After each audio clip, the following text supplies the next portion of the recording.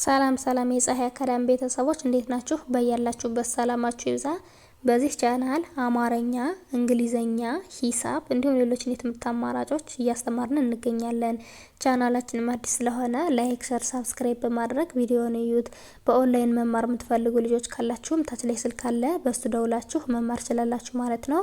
ትምህርቱንም የምንሰጥበት አማራጮች በኢሞ፣ በቴሌግራም፣ በዋትስአፕ እንዲሁም በሌሎች የትምህርት አማራጮች እያስተማርን እንገኛለን።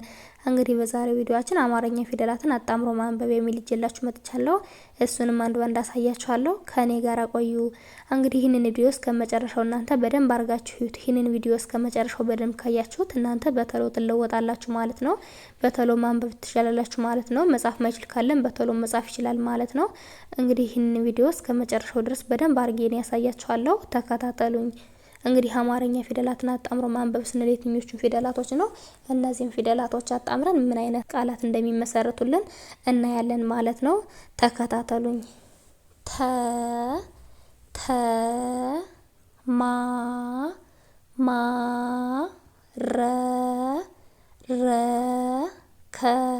ከ እነዚህ ፊደላቶች በአንድ ላይ ሲጣመሩ ምን የሚል መስርተውልናል? ተማረከ የሚል መስርተውልናል ማለት ነው። እንግዲህ እዚህ ጋር ተ የተቤተሰብ የመጀመሪያዋ ናት፣ ማ የመቤተሰብ የአራተኛዋ ናት፣ ረ የረቤተሰብ የመጀመሪያዋ ናት፣ ከ የከቤተሰብ የመጀመሪያዋ ናት። ስለዚህ በአንድ ላይ ተማረከ የሚል ቃል መስርተውልናል ማለት ነው። ወደ ቀጣዩ ስንሄድ ደግሞ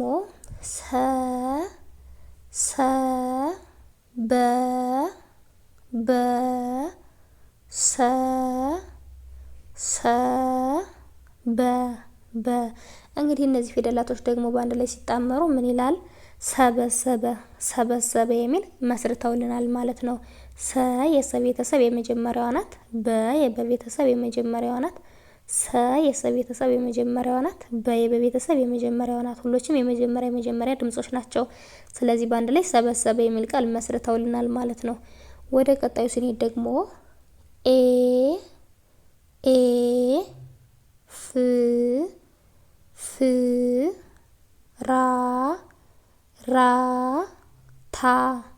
ታ እንግዲህ እነዚህ ፊደላቶች አሁንም በአንድ ላይ ሲጣመሩ ኤፍራታ የሚል ቃል መስርተውልናል ማለት ነው። እንግዲህ ኤ የአ ቤተሰብ የአምስተኛዋ ናት፣ ፍ የፈ ቤተሰብ የስድስተኛዋ ናት፣ ራ የረ ቤተሰብ የአራተኛዋ ናት፣ ታ የተ ቤተሰብ የአራተኛዋ ናት።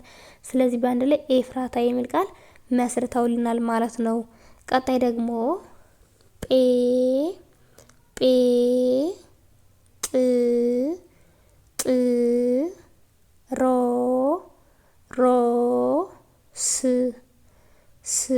እንግዲህ እነዚህ ፊደላቶች ደግሞ በአንድ ላይ ሲጣመሩ ጴጥሮስ የሚል ቃል መስርተውልናል ማለት ነው። እንግዲህ ጴ የጰ ቤተሰብ የአምስተኛዋ ናት፣ ጥ የጠ ቤተሰብ የስንተኛዋ ናት? የስድስተኛዋ ናት ማለት ነው።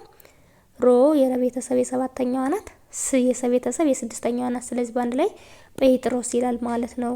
ወደ ቀጣዩ ስንሄድ ደግሞ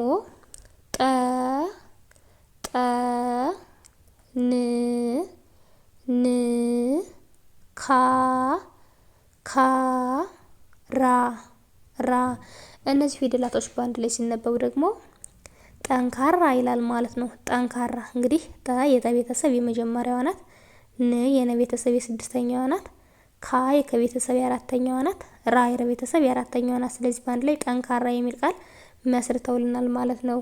ወደ ቀጣዩ ስንሄድ ደግሞ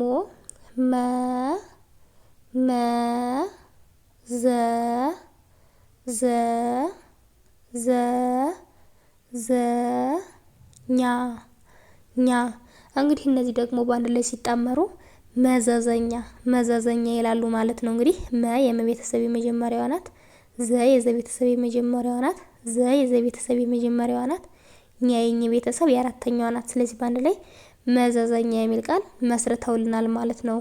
ቀጣይ ደግሞ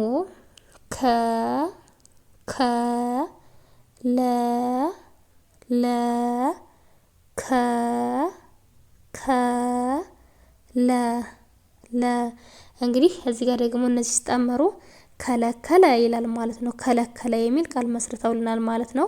ከ የከቤተሰብ የመጀመሪያዋ ናት፣ ለ የለቤተሰብ የመጀመሪያዋ ናት፣ ከ የከቤተሰብ የመጀመሪያዋ ናት፣ ለ የለቤተሰብ የመጀመሪያዋ ናት። ስለዚህ በአንድ ላይ ከለከለ የሚል ቃል መስርተውልናል ማለት ነው።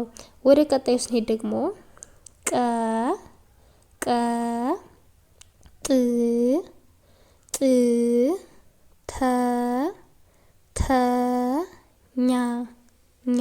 እንግዲህ እነዚህ ፊደላቶች ደግሞ በአንድ ላይ ሲጣመሩ ቀጥተኛ ይላል ማለት ነው።